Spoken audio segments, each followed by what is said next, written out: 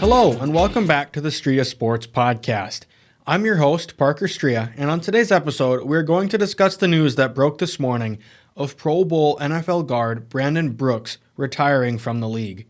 I am by no means a professional, but I do love talking about sports, so thank you for joining me. So the NFL world was sent into a state of shock this morning as the 32-year-old right guard announced that he was retiring from the NFL. Now, Brandon Brooks is a 10-year pro. He was drafted in the third round of the 2012 NFL Draft out of Miami, Ohio, by the Houston Texans. After playing only 6 games his rookie year, Brooks became the full-time starter in his second season in the league. He never played in a game that he did not start, whether it was with the Houston Texans or the Philadelphia Eagles. So after his 4-year rookie contract was up with the Houston Texans, Brandon Brooks signed a 5-year, $40 million deal in 2016 with the Philadelphia Eagles.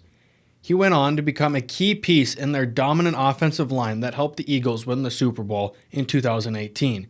He joined the likes of Jason Kelce, Jason Peters, and Lane Johnson on that front. In November of 2019, Brandon Brooks signed a 4-year, $54.2 million extension with the Eagles, which made him the highest paid guard at the time. After signing that extension, Brandon Brooks was really limited by injuries from then to now. He suffered a shoulder injury that forced him to miss the entire 2019 postseason, and it didn't get any better when in June 2020, he tore his Achilles, which took him out for the entire year.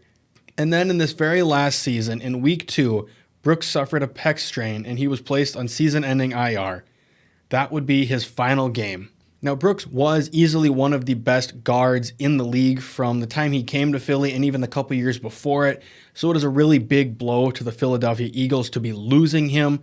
Granted, they haven't really had him a lot the last couple years due to injury, but you never want to lose a Pro Bowl or All-Pro offensive lineman of any caliber. So it's really going to be difficult, I think, for them to fill that hole that he's leaving with Jason Kelce also possibly retiring this offseason.